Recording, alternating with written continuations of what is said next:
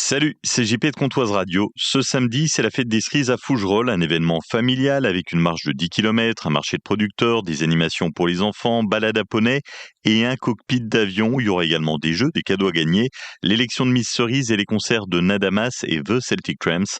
On se retrouve ce samedi de 10h à tard dans la nuit autour de la Maison Bresson à Fougerolles pour la fête des cerises. Comtoise Radio, l'actu dans les Vosges saunoises. Jean-Pierre Poinceau. Bonjour, la fête des cerises, c'est un événement festif et familial. Ça se déroule place du Château Bresson à Fougerolles-Saint-Valbert. C'est demain, samedi, avec des horaires adaptés. Ça commencera à partir de 18h. Clément, vice-président du comité des fêtes. Marché de producteurs avec les différents artisans locaux, vente de cerises fraîches vendues sur le marché et un pôle touristique avec les différents acteurs locaux. Ça fait plusieurs années qu'on demandait à avoir un cockpit donc de demi-rage de la BA116 et où chacun pourra monter dans le cockpit et avec les explications des militaires. 2 concerts gratuits Nadamas, un groupe festif local, Celtic Tramps, et donc c'est un groupe celtique comme dit le nom, et en plus ils ont enregistré la bande originale du dessin animé Astérix Obélix. La fête des cerises, c'est également l'élection de Miss Cerise à partir de 20h. 10 candidates pour l'élection de Miss Cerise 2026 qui prendra la couronne pour succéder à Cynthia Sigonnet. La fête des cerises, c'est ce samedi à Fougerolles à partir de 18h. À Fauconnier-la-Mer, l'enquête se poursuit après la prise en charge de 10 salariés du site SEB vendredi dernier pour une suspicion d'intoxication collective. Selon les premiers résultats communiqués par l'Agence régionale de santé, ni l'eau potable ni l'alimentation ne sera en cause. La piste privilégiée est celle d'une contamination virale avec des symptômes proches d'une gastro. Les analyses confirment la conformité du réseau d'eau de la commune et des fontaines de l'entreprise. Le salarié qui était hospitalisé a regagné son domicile dès le soir même sans souci. 2 hommes condamnés par le tribunal de Vesoul dans une affaire de stupéfiants. Les faits remontent au 30 octobre. Après des échanges sur Snapchat pour une vente de cocaïne, un rendez-vous est fixé sur le parking d'un magasin à Puzet. L'acheteur, qui est un gendarme qui agit sous un faux profil, interpelle les 2 suspects avec un peu plus de 2 grammes de cocaïne sur chacun d'eux. À l'audience, les 2 hommes assurent qu'il s'agit de leur consommation personnelle et contestent toute intention de vente. Le tribunal les reconnaît coupables. L'un est condamné à 800 € d'amende, dont la moitié avec sursis. Le second doit s'acquitter de 2 000 € d'amende. Les communes forestières de Haute-Saône ont tenu leur assemblée générale à Vesoul, l'occasion d'évoquer un sujet majeur, l'adaptation des forêts au changement climatique.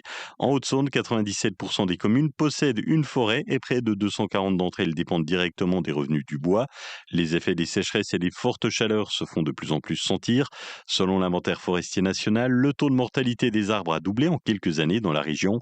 L'épicéa a quasiment disparu des plaines, victime notamment d'iscolite. Le frêne est également fortement touché, tandis que les chênes et les sapins montrent aussi des signes de fragilité. L'Office national des forêts alerte également sur l'avenir des hêtres qui pourraient progressivement disparaître d'ici 2070 si les tendances actuelles se confirment. Ce week-end, les Jardins en Terrasse fêtent leurs 30 ans. Guy Mansuy, fondateur de l'association Les Jardins en Terrasse. Ce samedi, beaucoup d'événements sur le site des Jardins en Terrasse. Acrobranche, déjà, qui est ouvert dès 13h. Vous pourrez visiter les Jardins en Terrasse avec des visites un peu clownesques. Vous pourrez participer à des conférences, assister à des animations pour vos enfants, démonstrations de parcours, des concerts à partir de 18h. Et le dimanche, des exposants également, des animations. On a pas mal d'artisans d'art présents sur le site. Et on clôturera par une magnifique tombola à 17h.